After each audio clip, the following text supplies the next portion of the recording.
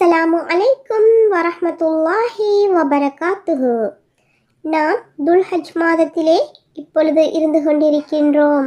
ஆனால் நம்மில் பலர் இந்த மாதத்தினுடைய சிறப்புகளை பற்றி அறியாமலேயே நம்முடைய நேரங்காலங்களை வீணான பொழுதுபோக்குகளில் வீணடித்துக் கொண்டிருக்கின்றோம்.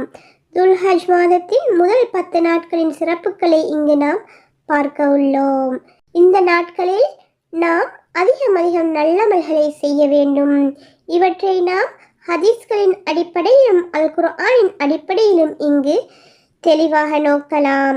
இப்னு உமர் அலி அவர்கள் அறிவிக்கின்றார்கள், அஹ்மத் என்கின்ற ஹதீஸ் கிரந்தத்திலே 5446வது ஹதீஸாக இந்த ஹதீஸ் இடம்பெறுகின்றது.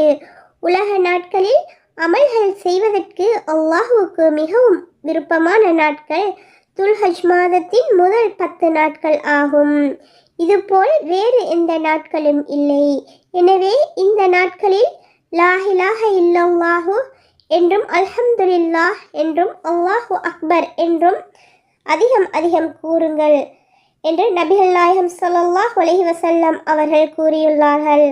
அல்லாஹ் தன்னுடைய திருமறையான அல் குர்ஆனிலே 89வது அத்தியாயத்தின் 1வது மற்றும் 2வது வசனங்களில் இவ்வாறு இதை பற்றி சொல்லி காட்டுகின்றான். 1வது வசனத்திலே விடியற்காலையின் மீது சத்தியமாக என்றும் 2வது வசனத்திலே 10 இரவுகளின் மீது சத்தியமாக என்றும் அல்லாஹ் தன்னுடைய திருமறையான அல் குர்ஆனிலே 89வது அத்தியாயத்தில் அல் ஃபஜ்ர் என்னும் சூறாவில் கூறுகின்றான். சஹாபாக்கள் இந்த 10 இரவுகள் துல்ஹஜ் மாதத்தை தான் குறிக்கின்றது என்று கூறுகிறார்கள். மேலும் நாம் புகாரியில் பதியப்பட்டுள்ள இந்த ஆதாரபூர்வமான ஹதீஸின் மூலமும் இந்த 10 நாட்களினுடைய சிறப்புகளை அறிந்து கொள்ளலாம்.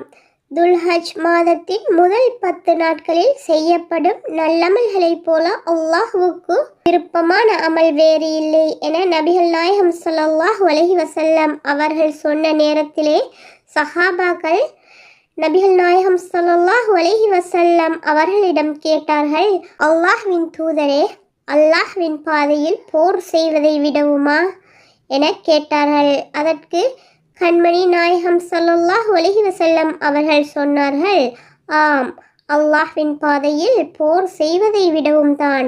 என்றாலும் போரில் உயிரையும் பொருளையும் தியாகம் செய்து வீர மரணமடைந்தவர்களை தவிர என்று சொன்னார்கள்.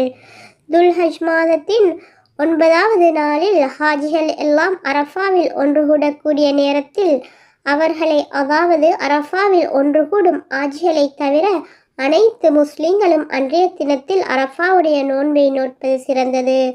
அரஃபாவுடைய தினத்தில் நாம் பாவ மன்னிப்பு தேடுவதும் அல்லாஹ்வை அதிகம் திக்ர் செய்வதும் மிகவும் சிறந்தது. எனவே மீதமுள்ள இந்த துல்ஹஜ் மாதத்தினுடைய மீதி நாட்களை நாம் வீணான பொழுதுபோக்குகளில் கழிக்காமல் திக்ர்களிலும் பாவ மன்னிப்பிலும் ஏனைய அமல்களிலும் கழித்து அல்லாஹ்விடம் நன்மைகளை அதிகம் பெற்றுக்கொள்வோம். அஸ்ஸலாமு அலைக்கும் வரஹ்மத்துல்லாஹி வபரகாத்துஹு.